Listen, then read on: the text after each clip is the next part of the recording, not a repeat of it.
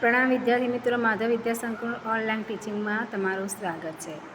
आज આપણે ધોરણ 5 વિષય હિન્દીમાં પાઠ 5 चिड़ियाघर की शहर વિશે વાત કરવાની છે। તો વિદ્યાર્થી મિત્રો, આ પાઠની અંદર चिड़ियाघर की शहर એટલે કે પ્રાણી સંગ્રહાલયની મુલાકાત લીધી છે અને એ મુલાકાત કોણે લીધી છે, કયા કયા પ્રાણી પશુઓ જોયા છે એના વિશેની અહીંયા વાત કરવામાં આવે છે। તો વિદ્યાર્થી મિત્રો, આપણે એની વિસ્તારથી માહિતી મેળવીશું, બરાબર। તો હવે આપણે પાઠ વાંચીશું અને એની સમજ પ્રાપ્ત કરીશું।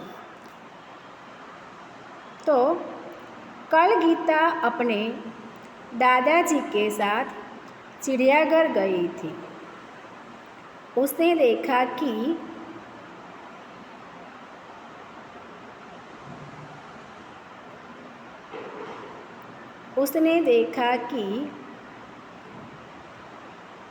सिंह के पिंजरे के पास बहुत से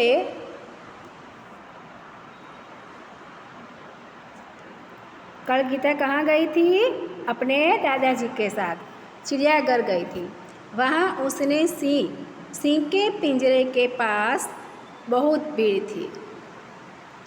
शेर गर्जा से सब लोग डर गए और पीछे हट गए। એટલે કાલે એ જે ગીતા હોય છે એના દાદાજી જોડે પ્રાણી સંગ્રહાલયમાં જાય છે। ત્યાં સિંહ જુએ છે। સિંહનું જે પાંજરું હોય છે એની બાજુમાં ભીડ હોય છે, પણ વાઘ જેવી ત્રાળ પાડે છે એવા જ બધા ભાગી જાય છે।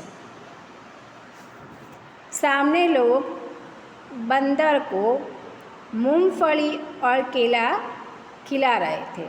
એટલે સામે જુએ છે તો બધા વાંદરાને મગફળી અને કેળા ખવડાવે છે। दादाजी ने कहा, देखो वहाँ क्या लिखा है? चिड़ियाघर के जानवरों को खाना देना मना है।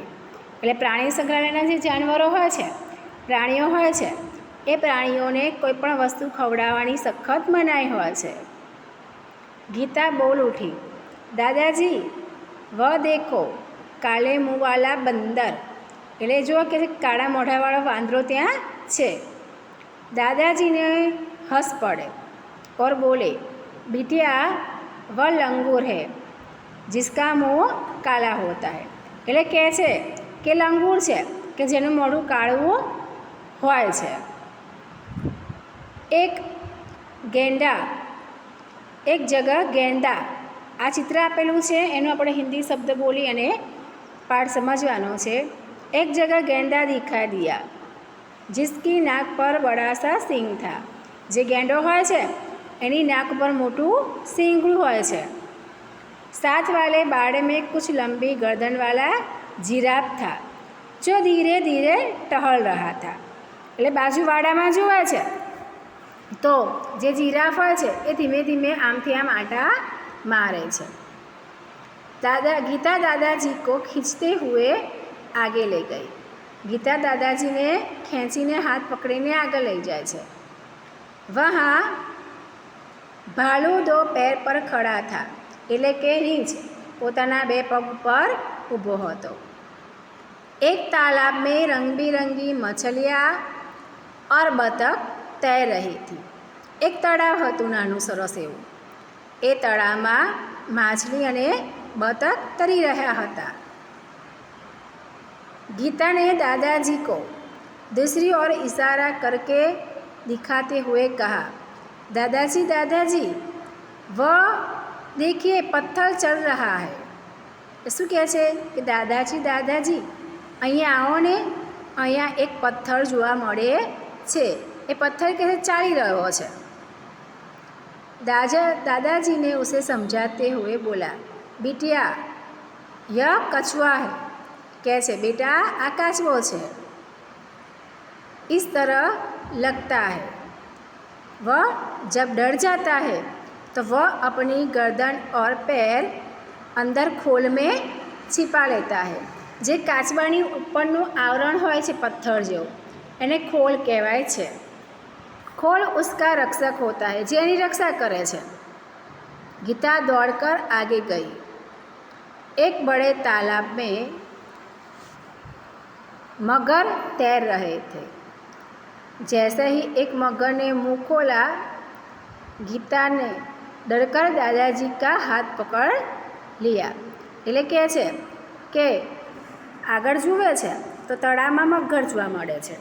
એક મગર પોતાનું મોં ખોલે છે એટલે ગીતાને બીક લાગે છે અને દાદાજી જોડે આવતી રહે છે.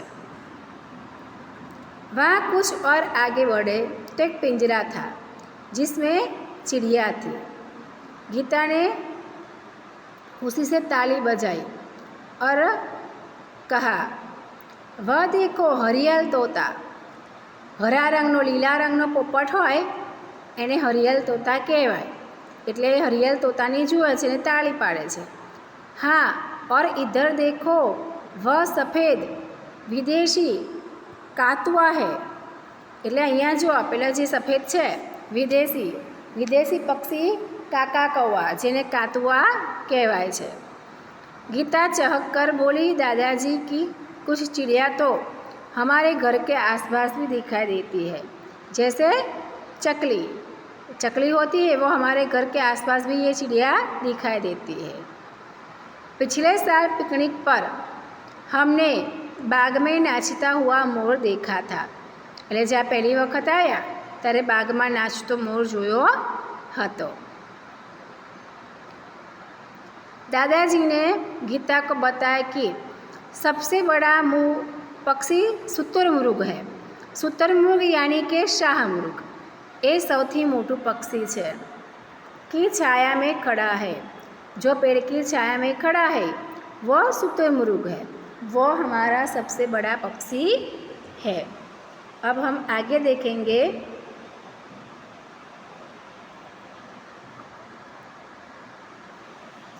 चिड़ियाघर में हाथी और ऊँट की सवारी भी कर सकते हैं. सामने आइसक्रीम का एक ठेला था. એટલે કે चिड़ियाघરમાં હાથી અને ઊંટની સવારી કરી શકીએ છીએ. સામે આઈસ્ક્રીમવાળો ઊભો હતો. दादाजी ने लकड़ी टिकाई और गीता के लिए आइसक्रीम खरीदी. अब तक दोनों थक चुके थे. એટલે બંને થાકી ગયા હતા. चिड़ियाघर के दरवाजे पर आकर बस पकड़ी और अपने घर आ गई. બધા થાકી જાય છે એટલે બસમાં બેસી અને ઘરે આવતા રહે છે. એ લોકો જતા રહે છે.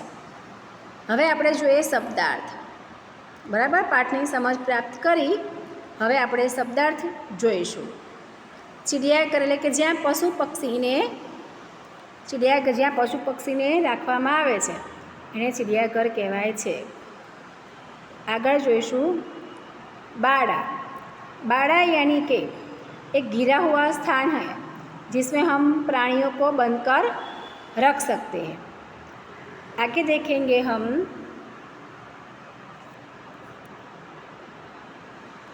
कि खोल. जो कछुए का सख्त भाग होता है उसे खोल कहते हैं. लंगूर एक प्रकार का बंदर है जिसका मुंह काला होता है और पूंछ लंबी होती है. हरियल यानी के हरा रंग का तोता. अब हम अभ्यास देखेंगे. तो अभ्यास में ऊंची आवाज़ में दिए गए शब्द पढ़िए. तो ये जो शब्द है उसके पीछे क्ष दिया गया है. रक्षक, रक्षा, पक्षी. त्र पे हमें बाहर देकर पढ़ना है. पत्र, नेत्र और पुत्र. तीसरा है ज्ञ, आज्ञा, ज्ञान और प्रज्ञा. चौथा है श्रम, परिश्रम और विश्राम. इस तरह से हमें इस शब्द को पढ़ना है. अब हम आगे देखेंगे ये वाला प्रश्न कि पढ़िए और लिखिए. तो इसमें क और ख जो मिला हुआ है उसे देखना है कि मक्खन तो मक्खी, यहाँ च और छ मिला हुआ है. मच्छर, मगरमच्छ. ट और ठ चिट्ठी, गठर. तो विद्यार्थी मित्रों, हमें अपनी हिंदी की नोट में हमने जो आज ये पाठ की समझ प्राप्त की और शब्दार्थ अभ्यास के पहला और दूसरा प्रश्न देखा. तो आपको हिंदी की नोट में शब्दार्थ और अभ्यास अच्छे अक्षर से लिखना है. आगे के जो प्रश्नों की समझ है वो हम आगे के पाठ में देखेंगे. प्रणाम.